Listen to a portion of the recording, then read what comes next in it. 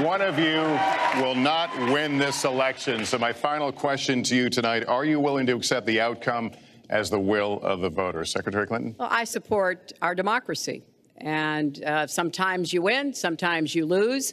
But I certainly will support the outcome of this election.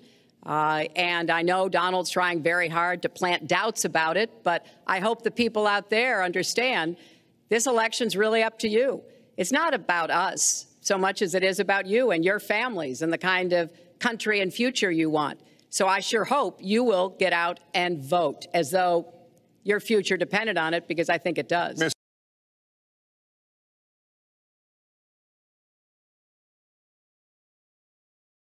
I'm guessing you're not listening. But who do you think directed it? And do you blame Facebook for doing, or any of these platforms for doing nothing? Or what should they have done? Well, let me separate out the questions. Okay. First,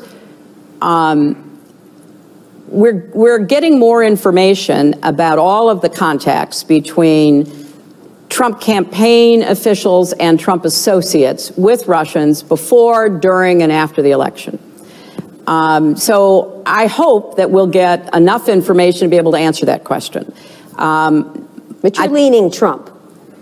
Yes. Okay. Right. Yes, I'm leaning Trump. I think it's pretty hard not to. I think that the marriage of the domestic fake news operations, the domestic RNC Republican allied data, combined with the very effective capabilities that the Russians brought. Basically, the group running this was the GRU, which is the military intelligence arm of the Russian military, and they have a very sophisticated cyber operation.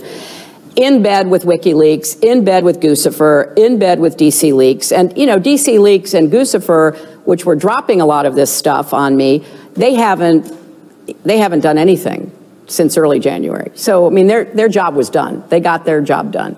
So we're going to, I hope, be able to connect up a lot of the dots. And it's really important because, when Comey did testify before being fired this last couple of weeks, he was asked, are the Russians still involved? And he goes, yes, they are. Look, why wouldn't they be? It worked for them.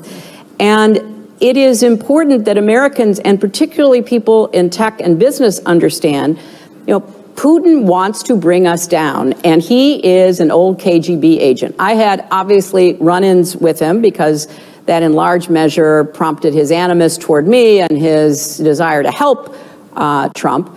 But it is deeper than that. It's way beyond me. So with respect to the platforms,